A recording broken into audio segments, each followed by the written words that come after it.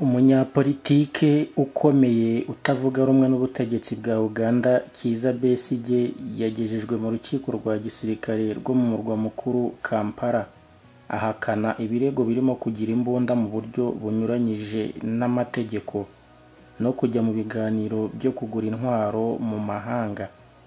Nibwo bwa mbere Besigye yarabonywe mu ruhame nyuma y'uko umugore wavuze ko yashimuswe kuwa gatandatu ari Nairobi mu murwa mukuru wa Kenya mu gikorwa yari yitabiriye cyo kumurika igitabo cy'umunyapolitike wo muri Kenya. Mu butumwa yanyujije ku rubuga rwa X cyangwa se Twitter, umugore we Winnie Byanyima yasabye leta ya Uganda kumurekura.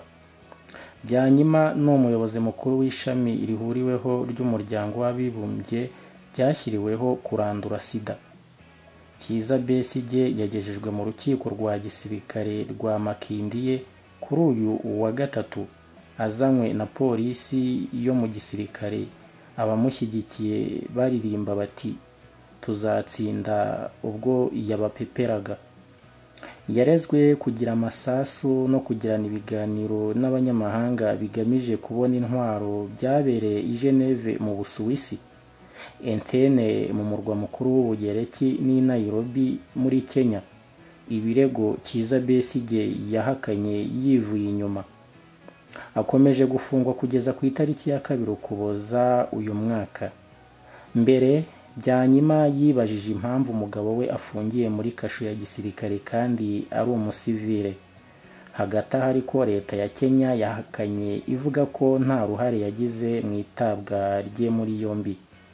Komisiyo y'uburenganzira bwa muntu muri Kenya iterwa inkunga na leta yamaganye ubwoko ubwo ari bwo bwose bw'ishimutwa ry'abantu bashaka ubuhungiro muri iki gihugu. Besigye w'imyaka 68 yayoboye ishyaka rya FDC ahatana ndetse atsindwa mu matora ya perezida inshuro zirenga enye. Besigye yagiye atsindwa na perezida uriho Yoweri Museveni umaze imyaka 38 ku butegetsi.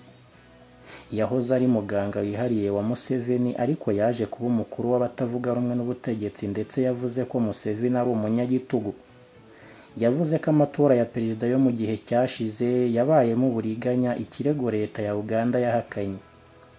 Mu gihe cyashize Besigye yagiye atabwa muri yombi inshuro nyinshi utamenya umubare. Hari inshuro imwe gusa yarashwe mu kiganza, ku yindi nshuro agira ibikomere mu maso nyuma yo kumishwaho imyuka ihumanya irimo urusenda.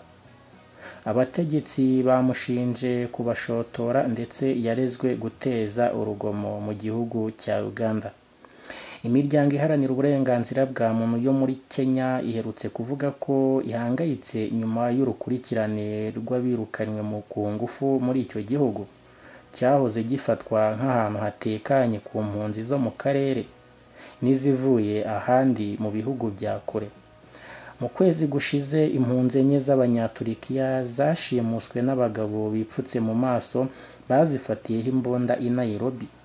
Izo mpunzi zisubizwa muri Turikiya. Muri Nyakanga uyu mwaka Abanya-Uganda 36 bashyigikiye abatavuga rumwe n'ubutegetsi bari bagiye mu mujyi wa Kisumu wo muri Kenya. Bari birukanywe basubizwa muri Uganda bitanyuze mu nzira z'amategeko nk'uko abanyamategeko babo babitangaje. Reka tuve muri iki gihugu cya Uganda cyashyamiranye ndetse n'umugabo utavuga rumwe n'ubutegetsi buriho muri Uganda Kizza Besigye ndetse ubu wamaze gutabwa muri yombi, twigire mu gihugu cya Pakistan. Ese mu gihugu cya Pakistan byifashe gute? Mu gihugu cya Pakistan igitero cy'ubwiyahuzi cyahitanye abasirikare 12. Igitero cy'ubwiyahuzi kigambwe n'abiyitirira idini ya Isilamu cyagabwe ku birindiro by'ingabo mu majyaruguru ashyira uburengerazuba bwa Pakistan. Cyahitanye abasirikare 12 nk'uko byatangajwe n'ingabo z'iki gihugu kuri uyu wa gatatu. Intagondwa zakoresheje imodoka bujujemo ibisasu berekeza aho ibirindiro bya gisirikare biherereye mu ntara ya Khyber Pakhtunkhwa mu majyaruguru. byangiza inyubako za gisirikare nk'uko byasohotse mu itangazo ryashyizwe hanze n'ingabo ejo kuwa 19 Ukwakira 2024. Ikinyamakuru kirimo US News n'ibiro ntaramakuru by'Abongereza Reuters byatangaje ko iri tangazo rikomeza rivuga ko hari gukorwa iperereza ku bagabye icyo gitero cy'ubugome, ariko 6 muri bo bakaba bamaze kwicwa mu gihe abandi babigizemo uruhare bose bazabiryozwa bakagezwa imbere y'ubutabera. Nubwo igisirikare kitatanze ibisobanuro birambuye ku bihishe inyuma y'icyo gitero, ariko Hafiz Guru Bahadu, umutwe w'abarwanyi ba Kisilamu wigambye ko ari wo nyirabayazana w'iki gitero. Pakistani imaze igihe ihanganye n'ibitero by'abarwanyi b'abayisilamu mu majyaruguru y'Iburengerazuba, ndetse n'inyeshyamba zigumuye ku butegetsi zigenda ziyongera mu majyepfo y'Uburengerazuba. Ni mu gihe kuri uyu wa gatatu Minisitiri w'Intebe wa Pakistan Shehbaz Sharif yatangaje ko igitero gishya cya gisirikare cyibasiye inyeshyamba zo mu majyepfo y'Uburengerazuba bw'intara ya Balochistan. Amakuru yacu tuyasoreze mu gihugu cya Mali. Perezida yirukanye Minisitiri w'Intebe n'abagize guverinoma. Perezida w'inzibacyuho wa Mali General Assimi Goïta yirukanye Minisitiri w'Intebe w'icyo gihugu Choguel Kolala Mayiga ndetse n'abandi bari bagize guverinoma y'icyo gihugu. Ni icyemezo cyasomwe n'umunyamabanga mukuru w'ibiro bya perezida muri Mali agisomera kuri televiziyo y'igihugu ORTM.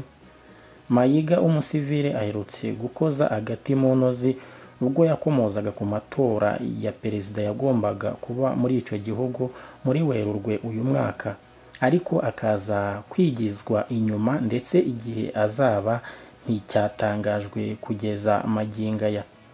Uyu mugabo yavuze ko kuba igisirikare kidakora ibyo kiyemeje byo gusubiza ubutegetsi mu maboko y'abasivile bishobora gusubiza inyuma ibyagezweho.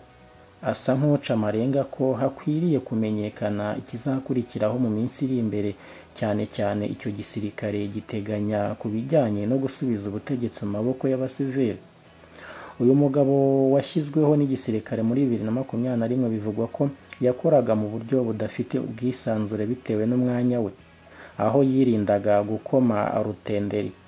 Icyakora iyi mvugo ntitumye abareberwa izuba na General Assimi Goïta ushobora kuzayobora kugeza muri 2027, dore ko bivugwa ko ariho amatora ashobora kwimurirwa. Kuva muri 2012 Mali ihanganye n'imitwe yitwaje intwaro irimo irwanira ubwigenge, imitwe y'iterabwoba n'indi itandukanye. General Assimi Goïta yagerageje gukora iyo bwabaga mu kuyisubiza inyuma, ariko ntiyageze ku rwego idashobora gukomeza kubangamira umutekano w'abaturage.